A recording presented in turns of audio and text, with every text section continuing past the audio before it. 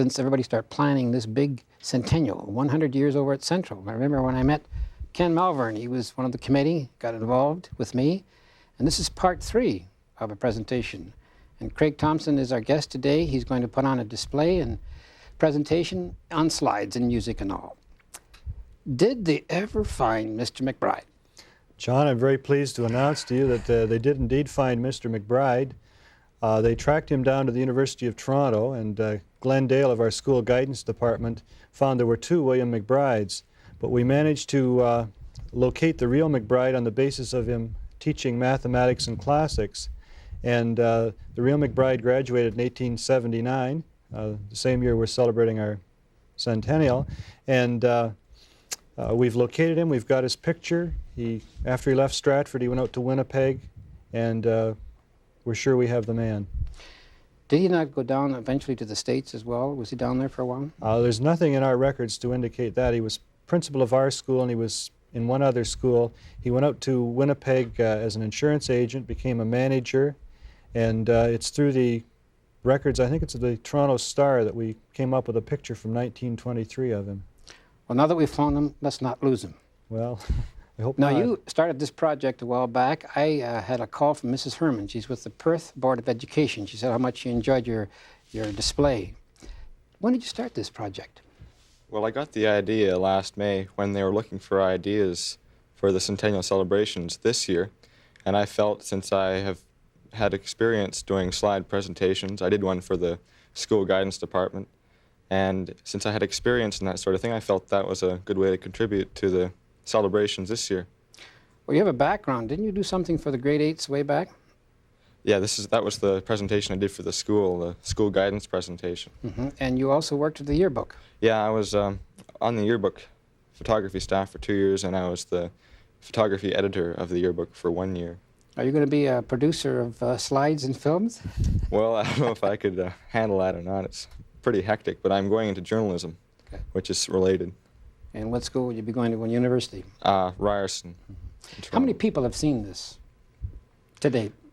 I'd say over 2,000 people, and after the weekend, the people coming back for the reunion number 2,000 again. Safe to say that close to 4,000 people will see the presentation, which is feels really good. Very promising. Ken, we're talking just about dates now. You have the 4th, 5th, and 6th. Could you run through those and tell us what's happening at Central? On the 4th, on the Friday, we're having the registration and the reunions by decades. Most of the decades, I think, are going to be meeting in the Victorian Inn in Stratford. On the Saturday morning, we have the parade, we have the barbecue, we have the athletic contests, we have the dance of the decades at the Coliseum, which is sold out and is going to have between 1,500 and 1,800 people at it.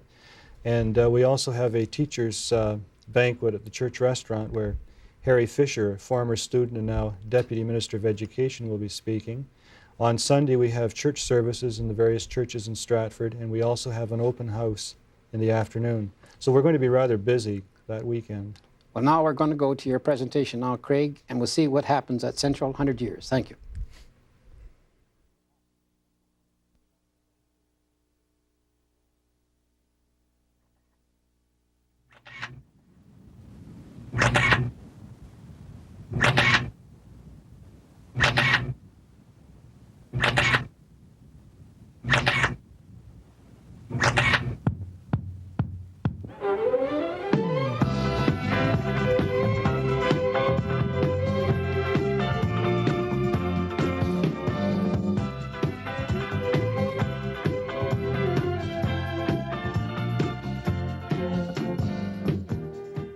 Stratford High School, the Collegiate Institute, SCVI, SCSS. It was the beginning of my great interest in life. There was no staff room and there was no coffee. But it means a bunch of good people. Sports and good fellowship. Was getting to know girls. A lot of good times. Football coaching by Clem Faust. The girls' volleyball team. The whole school was geared, it seemed, around the war. Well, the collegiate was a very pleasant place to be. We all enjoyed it. Made a lot of friends. It means meeting a lot of new people when you come in grade 9. 5 years of a great time. Important years for everybody.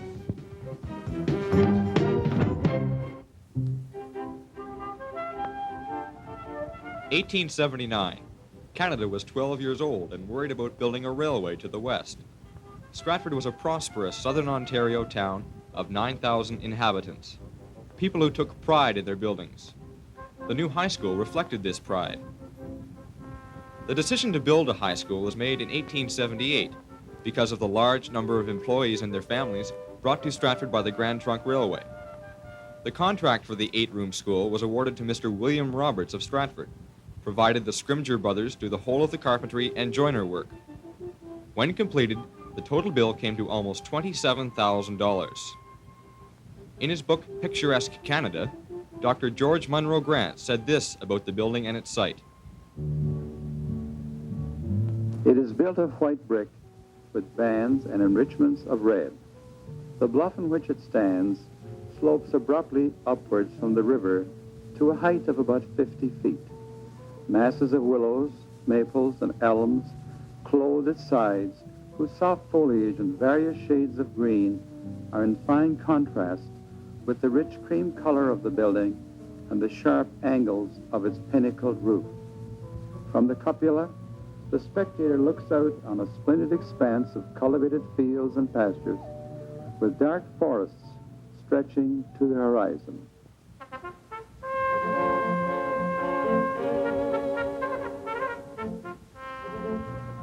The town was so proud of their new school that they included it on the back of a medallion commemorating Stratford's becoming a city.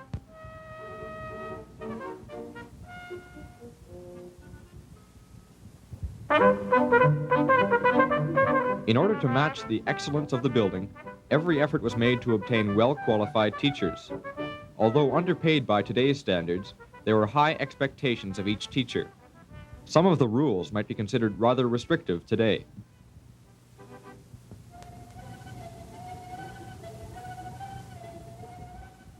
Men teachers may take one night each week for courting purposes, or 2 evenings a week if they go to church regularly. The teacher who performs his duties regularly and faithfully and without fault for 5 years will be given an increase of 25 cents a week in his pay, providing the Board of Education approves. Any teacher who smokes, uses liquor in any form, frequents pool halls, or gets shaved in a barber shop shall give good reason to suspect his worth, integrity, and honesty. After school, the teacher must spend the time until supper reading the Bible and other good books. Women teachers who marry or engage in unseemly conduct will be discharged.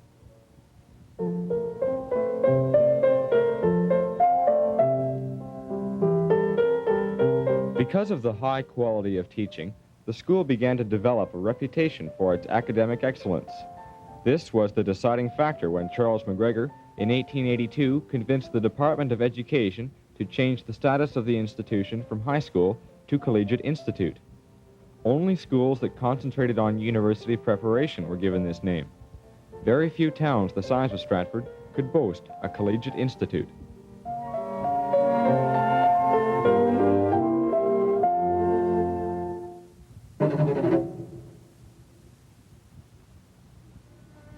Quite a controversy raged at SCI during the 1880s. William McBride, the successor to McGregor, became the center of attention in one of the most bitter feuds ever to occur in a Canadian school. John Iddington, a local lawyer, had a son in school who he felt was entitled to the best education. According to Iddington, McBride misrepresented his credentials from the University of Toronto and therefore was unfit for his position. Iddington publicly charged the headmaster with espionage, injustice, unmanliness, brutality, lying, and chicanery. McBride was acquitted, but the 2-year investigation caused him so much personal embarrassment that he left town in 1890, feeling he was the unnecessary victim of a persecution.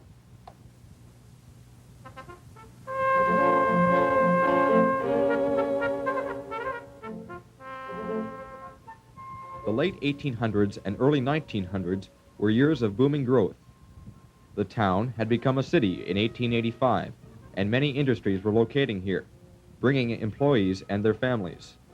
A student at the collegiate most likely had some member of his family working at either one of the furniture factories or at the Grand Trunk shops. Times have changed. Today's student might have a program of English, math, music, science, and geography, but at the turn of the century, a student would take English grammar, English composition, English literature, Latin, French, and Greek. Or would you care to tackle arithmetic, which, to quote the text, included the mensuration of parallelepipeds?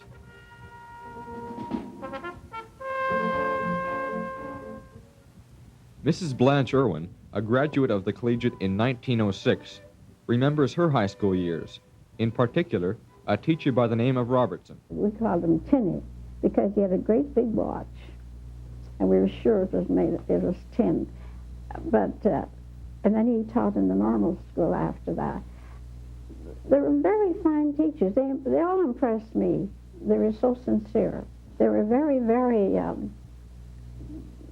very thorough, and they expected the best of their pupils. For her, school was a serious matter. We were there for a purpose, and that was to get through.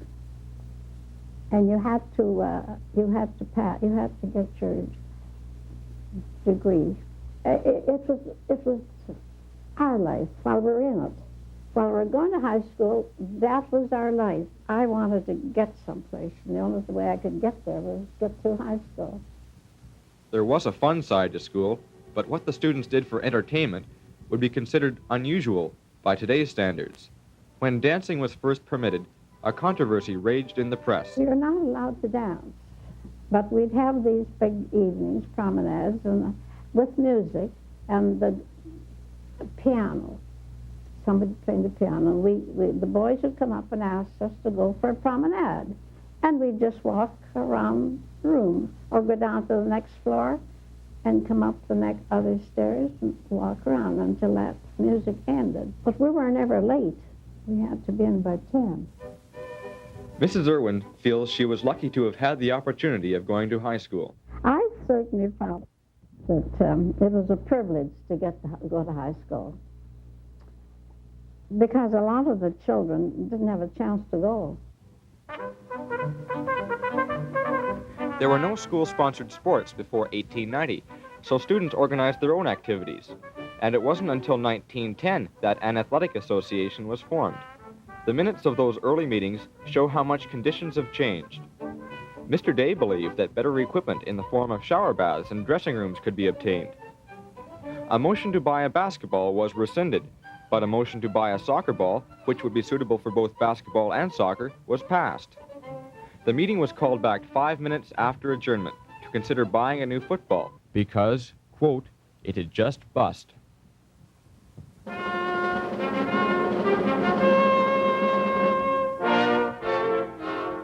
1914.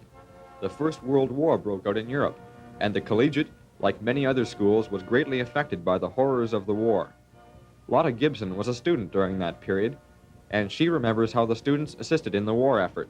Our great aim was to get out to sell tags for the Red Cross, and we wore uniforms, and we had,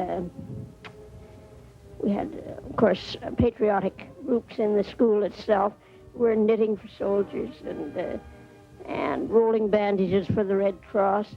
That sort of thing is the most impressive of anything that remains from the school for me.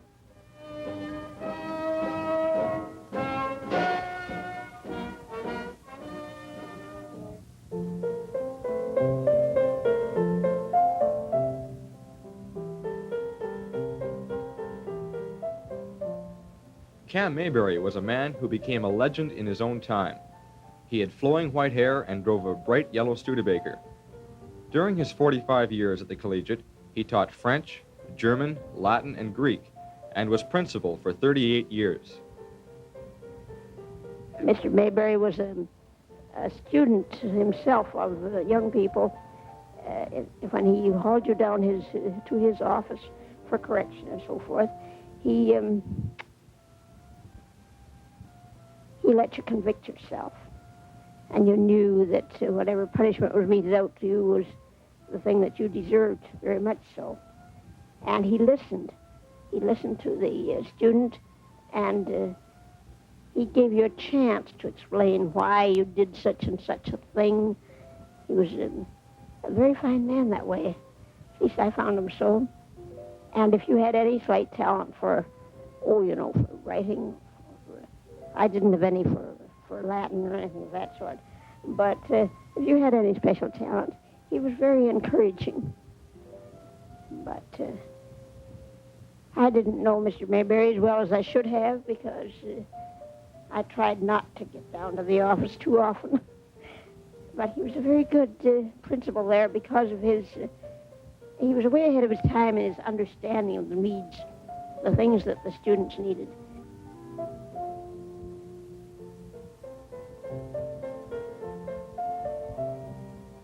In the first collegiate yearbook, published in 1919, advice was given to students on how they could improve their notebooks.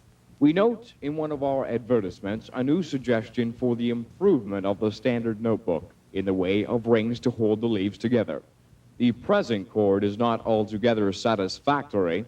When the cord is tied, the book cannot be opened easily, and after a book has been used for a short time, the holes in the leaves become larger, and finally, the paper tears.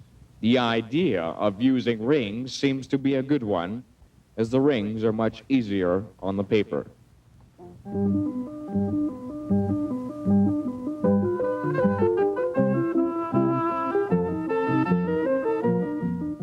The Roaring Twenties, a time of phenomenal growth and prosperity. More students were coming to high school than ever before. C.A. Bryan was a teacher at the collegiate from 1924 to 1957. Students will remember him as a vigorous disciplinarian. I used anything from gentle persuasion to brute force. Corporal punishment hadn't been abolished in those days, and I even used that a few times with very good results. I never had anybody ask for a second helping. Another thing I did was keep my eyes open, keep a close watch on the potential delinquents, and sometimes send them to the board to decorate it after 4, copy out a couple of pages, or maybe 3 or 4 pages of history. It served a double purpose. Overcrowding of the school prompted the board to build a new addition. Bryan recalls the conditions at the school prior to 1927. Well, the old building was badly overcrowded, so badly that 4 classes had to be accommodated in 2 of the public schools. There was another building close by where the manual training and domestic science classes were held. There was only one gymnasium for both boys and girls, and it was small. And classes were held in the basement and even in storerooms. Every available space was used.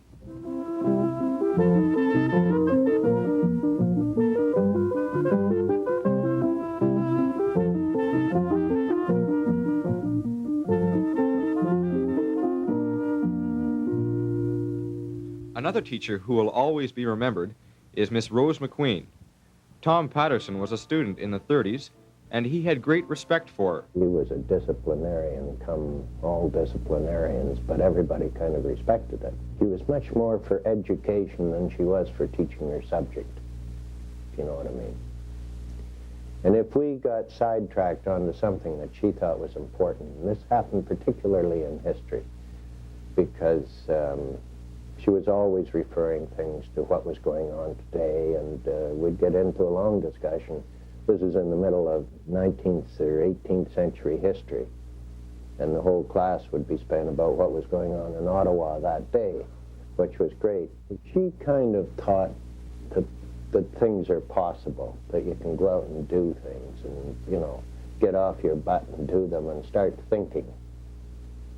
That was probably one of her greatest attributes, is that she made people think. She just didn't teach them a whole bunch of facts. The 1930s were years of turmoil, especially in Stratford. Tom remembers those years as a difficult time to be a student. Probably to my specific group, it probably means something different than to most others, because of going through the Depression. which nobody, not the Depression, but the strike, you know.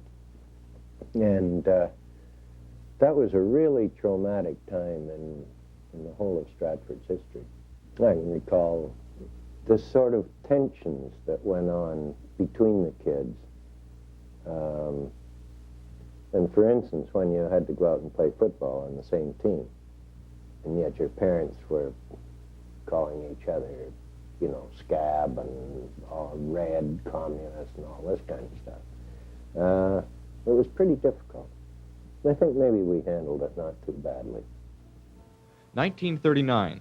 War broke out, and like all other institutions, the collegiate felt the impact of the Second World War in many ways. A number of students and teachers enlisted in the armed forces, and all extracurricular activities were canceled.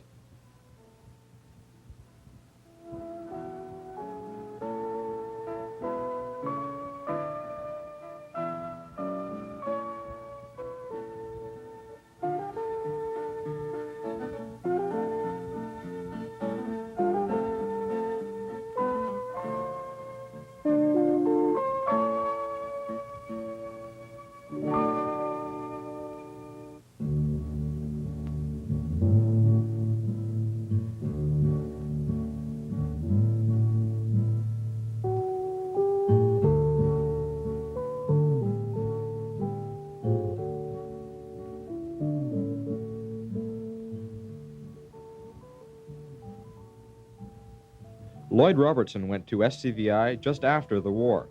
One of his main interests was drama. Newman O'Leary was a brilliant, wiry, bald-headed little man who always walked at a run, and he taught English and mathematics. Now, I had him in grade 10, and he introduced us to Shakespeare, and it was important to Newman that we all performed with a high degree of thespian brilliance, because he would have us cast in individual roles, and then, if he didn't feel some particular person was performing properly, he would step in halfway through and say, no, that's not how Falstaff sounded. He's a bigger man. He has a larger sound. And he would then proceed to demonstrate exactly how he felt the part should be played. And I believe that he gave all of us a sense of drama, a sense of understanding of the language of Shakespeare, a sense of theater. And for those of us who were receptive to that kind of presentation, we found later in life that we could come back to the Stratford Festival and appreciate those things. Mr. Bissonette was my officer when we were members of the elite Army Cadet Corps, and I remember him clearly. That was in grade 12 at Stratford Collegiate, and I also had him for a teacher in grade 10. Those of us who were members of this particular corps were a terribly self-important group because we had a good little drill team and we knew it, and Bissonette instilled in me a sense of discipline, which really made me understand that being on time was important, doing things well was important, paying attention was important. And I was the kind of boy in those days who needed that sense of discipline, and I've always been grateful for him for giving me that sense of understanding and discipline. One amusing incident that stands out in my mind centers on a man called McGowan.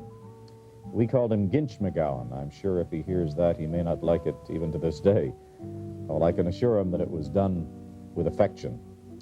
He taught Latin, and when those of us who were not very adept at declining Latin verbs were on our feet declining, he would be on the windowsill, acting as though he were about to jump from the second floor in case we really botched it up. And quite often, we did botch it up, but he never jumped.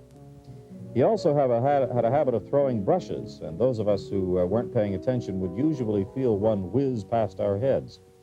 He never managed to hit anybody, but he did have a great aim for the back wall. McGowan had great fun as a teacher. He was much admired by his colleagues because he really was a brilliant man. I remember with nostalgia those warm autumn afternoons attending the football games, cheering on the Stratford Collegiate team, which never did all that well. And of course, we also cheered along the beautiful cheerleaders. I remember going to Woodstock Collegiate. We had a running feud with Woodstock. And I remember those high school dances, the at-homes. And of course, there were those hot days, always in June, when we had cadet inspection. We lined up row upon row on the football field, and were inspected by Cap Bryan and Mr. Bissonette. All of those memories are pleasant ones.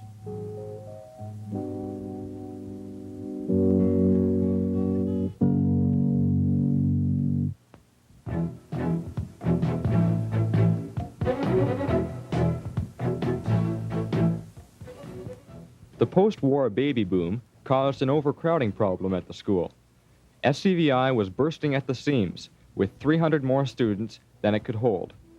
In 1958, another addition was built, providing a garishly modern contrast to the rest of the building.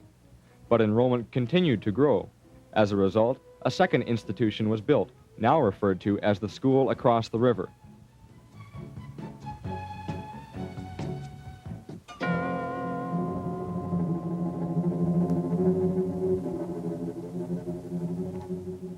No one will ever forget that dreadful day in 1970, when disaster struck Central.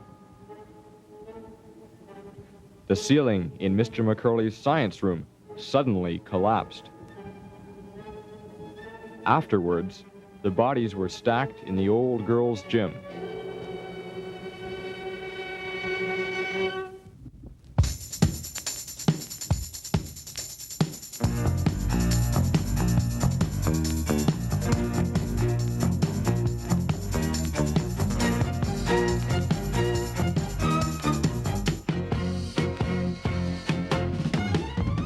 Most of what is remembered as the old school was demolished in 1971 to make way for a remarkable example of modern architecture.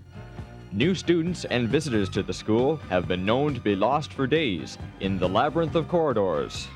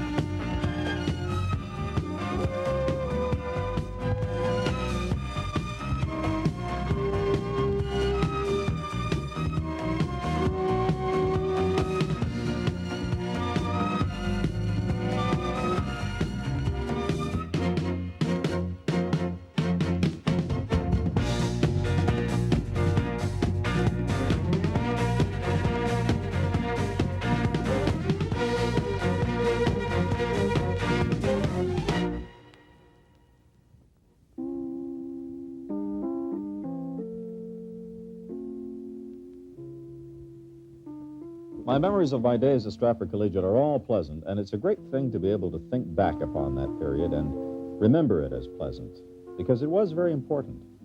Important years for everybody, because it's a time when you're growing and developing as a person. It's a time when you're busily searching out for yourself, trying to relate to your peers. It's a time when you're probably developing more as an individual than at any other time in your life. And my Stratford Central years are more important to me than most other chapters in my life, because that is where I became interested in English, interested in theater, And that is the time when I met people who had common interests with me and with whom I could talk about things, get involved in activities that were interesting to them. And in a sense, it charted the course of the future for me. It began to develop the personality that I feel I have now. And it was the influence of my teachers, the influence of the school and the environment, and of course, the kids I chummed around with. That period in my life was a very important chapter, no question about it. The single most important chapter of all.